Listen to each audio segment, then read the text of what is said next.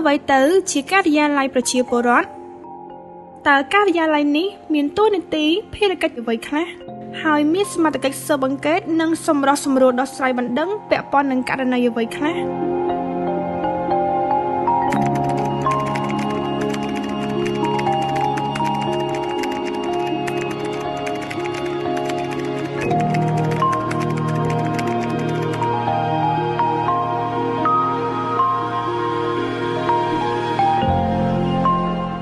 សុភ័ណ្ឌចាវីរៈមកធ្វើអីនៅការិយាល័យច្រកចេញចូលតែមួយនេះមើលទៅទឹកមុខដូចជាមិនសូវសប្បាយចិត្តសោះនេះខ្ញុំមកយកសញ្ញាបត្រដែលបញ្ជាក់ថ្ងៃមុនហើយដល់ថ្ងៃមកយកហើយអត់តាន់បានថែមទាំងមន្ត្រីសេវាមិនប្រាប់ពីមូលហេតុទៀតចឹងមិនឃើញធ្វើមុខស្អុយ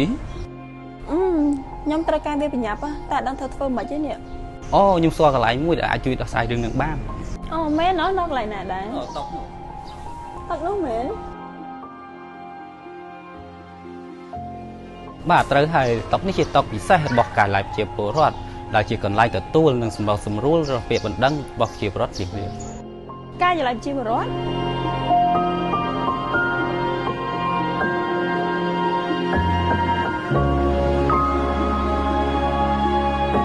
ការិយាល័យប្រជាពលរដ្ឋមានតួនាទីភារកិច្ចក្នុងការទទួលប្រមូលសម្រាំង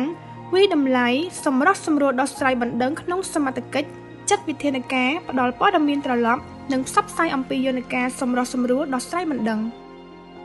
ការិយាល័យប្រជាពលរដ្ឋមានសមត្ថកិច្ចដោះស្រាយបណ្ដឹងទាំងឡាយណាពាក់ព័ន្ធនឹងការផ្ដល់សេវាសាធារណៈនិងការគ្រប់គ្រងរដ្ឋបាលដែលស្ថិតនៅក្នុងដែនសមត្ថកិច្ចរបស់ខ្លួន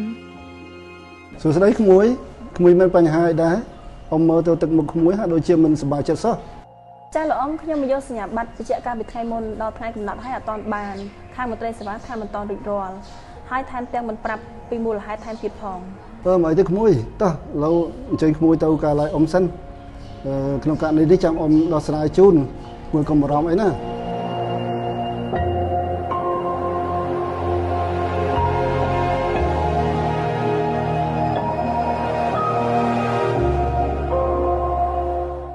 ក្មួយជួយពេញពាក្យបណ្ដឹងនេះសិន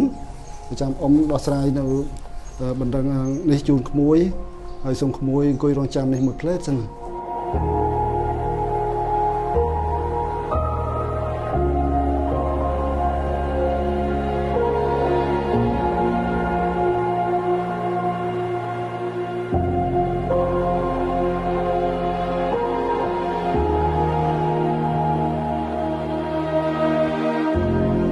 សួស្តីគូស្រីជំរាបសួរលោកពូសូមអញ្ជើញកូនលោកពូអរគុណមុននេះបន្តិចពូបានទទួលពាក្យបណ្ដឹងពីក្មួយស្រីម្នាក់ពាក្យព័ន្ធនឹងភាពយឺតយ៉ាវនៃការបញ្ជាក់សញ្ញាបត្រតើក្មួយស្រីមានដឹងទេ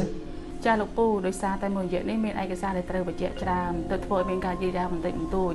តែល្ងាចហ្នឹងការងារហ្នឹងមិនត្រូវរៀបរយល្ងាចនេះហើយគាត់ព្រឹកស្អែកគាត់អាចបញ្យកឯកសារហ្នឹងបានអរគុណច្រើនក្មួយចាលោកពូ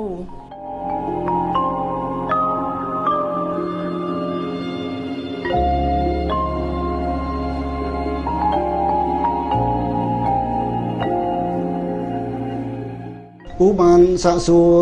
ក្មួយស្រីប្រធានការិយាល័យច្រកចេញចូលទៅមួយឬហើយមួយរយៈនេះ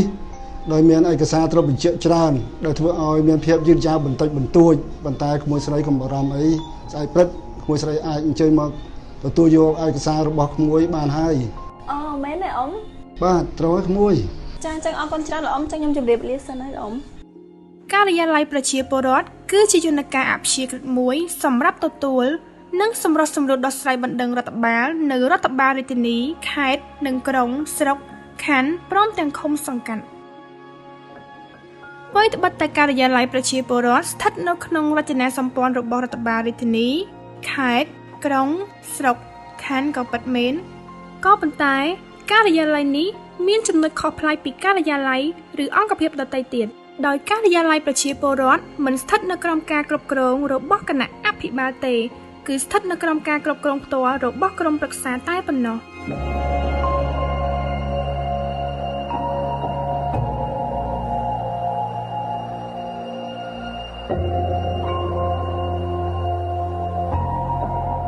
ប្រជាពលរដ្ឋអាចដាក់ពាក្យបណ្ដឹងនិងសាកសួរព័ត៌មានផ្សេងៗតាមរយៈមធ្យោបាយនានាដូចជាដាក់ផ្ទាល់នៅការិយាល័យប្រជាពលរដ្ឋ តាមទូរស័ព្ទឬតាមប្រព័ន្ធទូរស័ព្ទពិសេសតាមប្រអប់សម្បត្តិរបស់ការិយាល័យប្រជាពលរដ្ឋ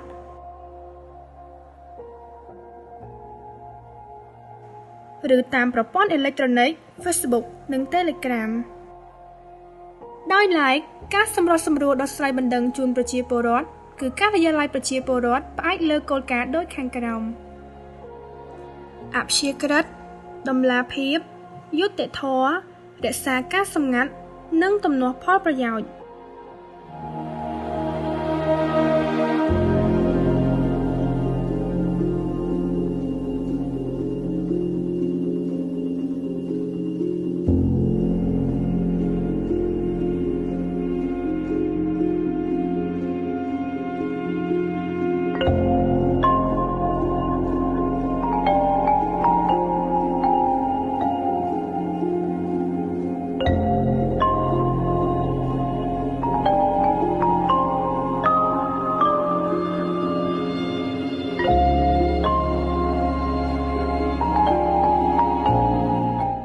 ប្រជាពលរដ្ឋគ្រប់រូបមានសិទ្ធិដាក់ពាក្យបណ្ដឹងដែលពាក់ព័ន្ធនឹងការផ្តល់សេវាសាធារណៈនិងការគ្រប់គ្រងរដ្ឋបាលមកការិយាល័យប្រជាពលរដ្ឋដោយពុំមានបង់ថ្លៃសេវាឡើយ